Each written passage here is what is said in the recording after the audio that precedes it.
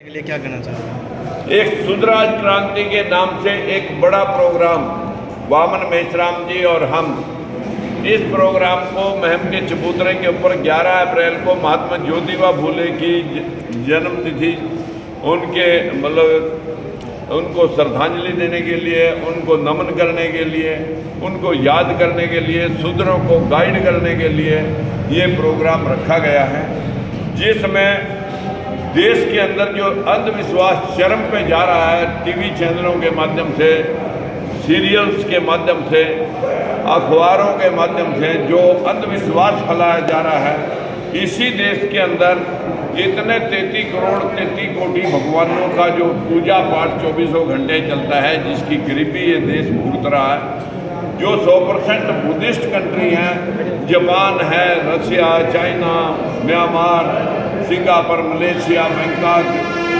और जो जिन लोगों के पास, जिन देशों के पास America, Canada, Australia, German, Japan, जहाँ कहीं देवी देवताओं का कोई अस्तित्व नहीं है, वही लोग तरक्की करके टेक्नोलॉजी के माध्यम से, विज्ञान के माध्यम से, लेकिन इस देश में ना लोग विज्ञान पढ़ रहे, ना संविधान पढ़ रहे।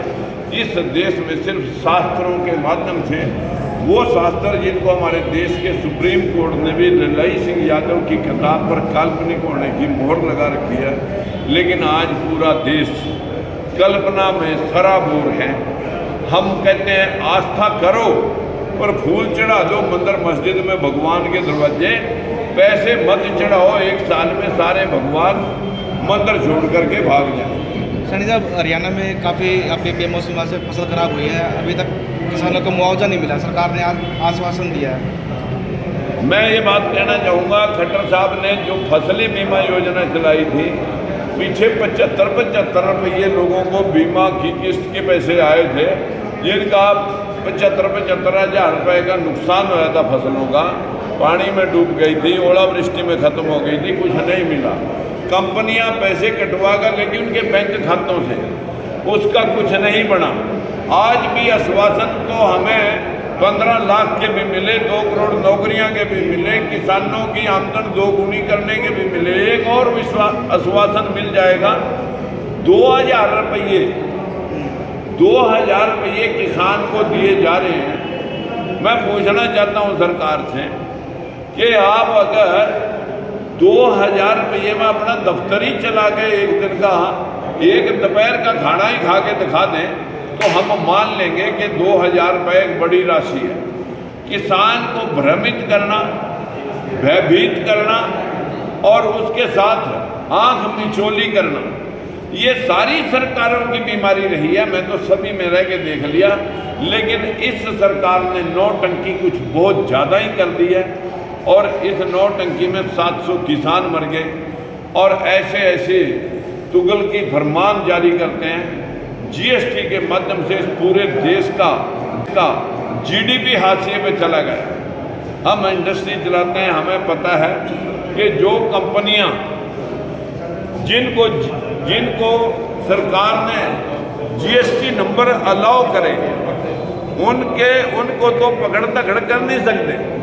इंडस्ट्री वाला के पीछे तो, इंडस्ट्री वाले के पास तो कागज हैं, लेकिन वो तो छोड़ करके फैक्ट्री जा नहीं सकते, और उनसे पैसे लेकर के उनको तो नीरव मोदी और राहुल चौकसी की तरह बका देते हैं, और उनका गला पकड़ते हैं जो राष्ट्र के अंदर एम्प्लॉयमेंट जनरेट कर रहे हैं, जो बच्चों को रोजगार दे रहे हैं, जनमानस के लिए काम कर रहे हैं, उनको चोर साबित करने में लगी हुई है।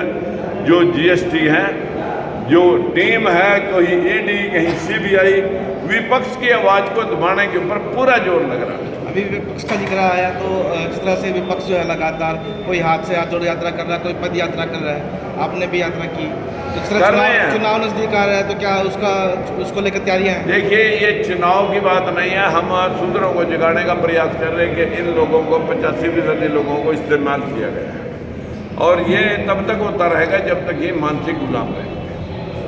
हमारा मकसद है देश के अंदर सबको हक अधिकार मिलने चाहिए। देश में 25 हाई कोर्टों में कोई जज नहीं लग सका आज तक बैकवर्ड का, सुप्रीम कोर्ट में कोई नहीं।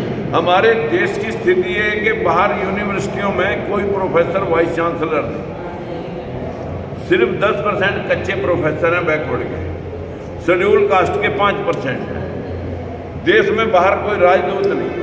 हमारे देश में MP बनते हैं लगभग 800, राज्यसभा लोकसभा, अभी 200 तो बनते हैं बाबा साहब भीमराव अम्बेडकर की रिजर्वेशन के, और 52% बैकवर्ड के बनने चाहिए थे 400, उनके हैं 100, और वो 100 भी बड़ी राजनीतिक दलों के मुखियाओं के गुलाम। हमारा शोषण वो कर रहे हैं। ये सारी व्यवस्था जो अम्बेडकर साहब जी ने लिखी थी वो तो लागू ही नहीं हुई, संविधान लागू नहीं हुआ देश में। लाठी जिसकी भैंस उसकी वो चला।